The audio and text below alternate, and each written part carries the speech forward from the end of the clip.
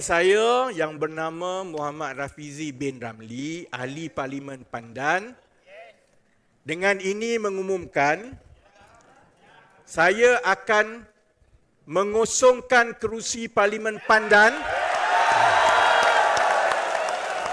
berkuat kuasa esok, iaitu hari Isnin 18 Mei 2026. Saya akan menulis secara rasmi kepada Speaker Dewan Rakyat esok untuk memaklumkan keputusan saya meletakkan jawatan sebagai ahli parlimen dan mengosongkan kerusi Parlimen Pandan. Okey, ni dah tak ada surprise lah. Saya Nik Nazmi Nik Ahmad, Ahli Parlimen Setiawangsa.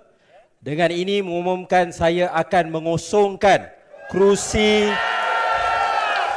P118 Parlimen Setiawangsa berkuat kuasa esok Isnin 18 Mei 2026, dan saya akan menulis secara rasmi kepada Speaker Dewan Rakyat esok untuk memaklumkan keputusan ini.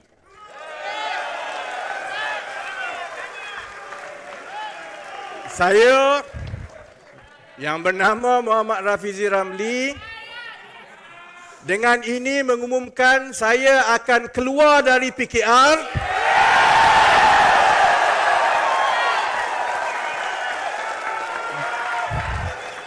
dan menyertai bersama berkuat kuasa hari Selasa 19 Mei 2026.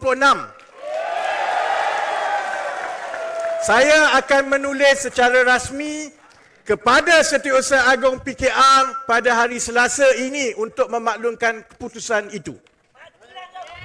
Saya Nik Nazmi Nik Ahmad dengan ini mengumumkan saya akan keluar dari PKR dan menyertai bersama berkuat kuasa hari Selasa 19 Mei 2026.